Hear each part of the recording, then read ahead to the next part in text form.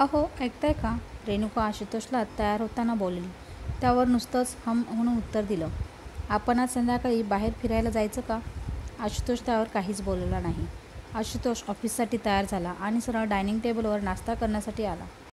तिने त्याला परत विचारलं, अहो ऐकताय ना, संध्याकाळी जाऊया ना आपण? नुसतंच रोज रोज तेच तेच करून कंटाळा आलाय. पण आशुतोष मात्र काजलने समोर आणलेल्या पोहे खाण्यात मग्न होता. तिने त्याच्याकडे पाहिलं आणि हिरमुसला चेहरा करून शांत बसली. रेणुका, अगं माझी खूप इम्पॉर्टंट मीटिंग आहे आज ऑफिसमध्ये. मला संध्याकाळी यायला उशीर होईल. जाऊयात ना कधीतरी. पण आज नको, मला नाही जमणार. तुला बाहेर जायची इच्छा आहे ना, तर आईसोबत जाऊन ये, थोडं फिरून ये, तुलाही बरं. आणि तो लगेच बॅग उचलून ऑफिसला निघून गेला. रेणुकाने आवराआवर केली. स्वयंपाक झाला, जेवण आटोपलं. सगळं झाल्यावर ती तिच्या रूममध्ये आराम करण्यासाठी गेली. सकाळपासून काम करत असल्यामुळे कंबर दुखायला लागली होती. ती त्या कंबरेला आराम देण्याचा प्रयत्न करत होती. रेणुका बेडवर शांत पडून होती, पण डोक्यात मात्र दुसरेच विचार तिला त्रास देत होते. माझा निर्णय चुकला का? आशुतोषसोबत लग्न करून मी चूक केली का? माझे स्वतःचं अस्तित्व हरवले का? मी खरंच अशी होती का? लग्नाच्या आधी माझं आयुष्य खरंच किती छान होतं. माझ्यामधली मी जशी हरवली, माझं अस्तित्व कुठंतरी हरवलं. असे सगळे विचार एका क्षणात तिच्या डोक्यात आले. तिला लगेच तिचे कॉलेजचे दिवस आठवले आणि ती त्या आठवणीत हरवून गेली. मग लगेच तिला तिचं लग्न, आधीचं आयुष्य एकदम डोळ्यासमोर येऊन रेणुकाच्या डोक्यात विचाराने थैमान घातले. तिला ते सगळे विचार स्वस्थ बसू देत नव्हते. हा सगळा विचार करून असतानाच तिला तो आठवला आणि ती एकदम स्तब्ध झाली. खरंच किती छान होतं माझं आयुष्य. त्याच्यासोबत नेहमीच अविस्मरणीय होती. त्याच्यासोबत असताना किती छान आणि मन शांत वाटायचं. माझ्यावर किती प्रेम करायचा, मला नेहमी जपायचा. तो नेहमीच माझ्या चेहऱ्यावर खळखळून आणणार हसू आणायचा. तिला लग्नाआधी तो सोबत असताना जे काही जाणवत होतं, फील व्हायचं, ती जाणवत आता जशी जिवंत झाली होती. तिने लगेच मोबाईल हातामध्ये घेतला आणि त्याची मेसेज विंडो ओपन केली. तिच्या मनात असंख्य जुन्या आठवणीने शिरकाव केला. तिला त्याचं काही वर्षापूर्वीचं नातं आठवलं. त्याच्यासोबत जगलेला एक एक क्षण तिच्या डोळ्यासमोर आला. ती त्याच्यासोबत रात्री उशिरापर्यंत चालणारी चॅटिंग, दोघांचे होणारे व्हिडिओ कॉलवर होणारं बोलणं, सगळं तिला एकदम आठवायला लागलं. खरंच किती छान आयुष्य होतं माझं. किती स्पेशियस वेळ असायचा, ज्यात फक्त आम्ही दोघं असायचो, एकमेकांचे असायचो. मला किती प्रेमाने जवळ घ्यायचा. मी कधी चुकली तर मला प्रेमाने समजवायचा. ती सारखं त्याच्या मेसेज विंडोकडे बघत होती आणि त्याचा विचार करत होती. तिला त्याला मेसेज करायची इच्छा झाली. पण इतक्या वर्षानंतर मेसेज तो काय विचार करेल म्हणून ती जरा थांबली. ऑकवर्ड वाटेल का? शेवटी तिला राहवलं गेलंच नाही. तिने त्याला मेसेज केला, रेणुका हाय, कसा आहेस?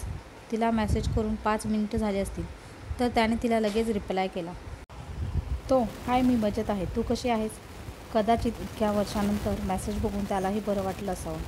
त्याचं बरेच वेळ बोलणं झालं. त्याच्यासोबत बोलून जशी रेणुका तृप्त होत होती. रेणुकाचं मन आनंदित झालं होतं. आता त्याचं असं बोलणं रोजच होऊ लागलं. तिला जसा टाईम मिळायचा तसा ती त्याला मेसेज करत असे. तोही त्याला जसं शक्य असेल तसं तिच्यासाठी वेळ काढू लागला. बरेच दिवस असं बोलणं झाल्यानंतर शेवटी त्याने तिला भेटायची इच्छा व्यक्त केली. ती नको नको करता करता एक दिवस तिने त्याला भेटायला होकार दिला. त्यानेही आधी जशी भेटायला यायची अगदी तशीच भेटायला ये म्हणून हट्ट पकडला. त्याचबरोबर साडीमध्ये न येता छानसा ड्रेस घालून ये असा पण परत तिला आग्रह केला. तिनेही त्याला त्याचा हट्ट पूर्ण करण्यासाठी म्हणून रोज नेसत असलेली साडी न नेसता छानसा टॉप घालण्याचं ठरवलं. शेवटी तो दिवस आलाच. आज ते दोघे भेटणार होते.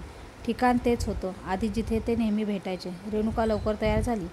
आज ती साडी न नेसता तिने त्याला आवडेल असं छानसं टॉप घातलं. मंगळसूत्र घालून येऊ नकोस असं आवर्जून सांगितलं होतं, पण तिच्या मनाने त्या गोष्टीसाठी तिला परवानगी दिलीच नाही. तिने मंगळसूत्र घातलं. दुपारी सगळी कामे झाल्यानंतर घरी बाहेर जात आहे सांगून निघाली.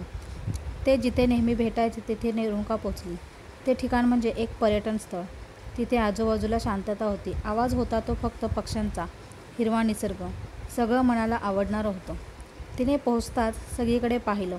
तिची नजर त्याला शोधत होती. शेवटी तिच्या नजरेला तो सापडलाच. तोही तिला आधी जसा भेटायला यायचा अगदी तसाच आला होता. रेणुकाने त्याला डोळे भरून पाहिलं. तेवढ्यात तो तिच्या जवळ आला. तो, ये बसूयात इथे, त्याने म्हटल्या रेणुका पटकन जाऊन बसली. तोही तिच्या जवळ येऊन बसला. तसं त्याने जास्त अंतर ठेवलंच नव्हतं. तिला स्पर्श करता येईल इतक्यावर तो तिच्या जवळ बसला होता.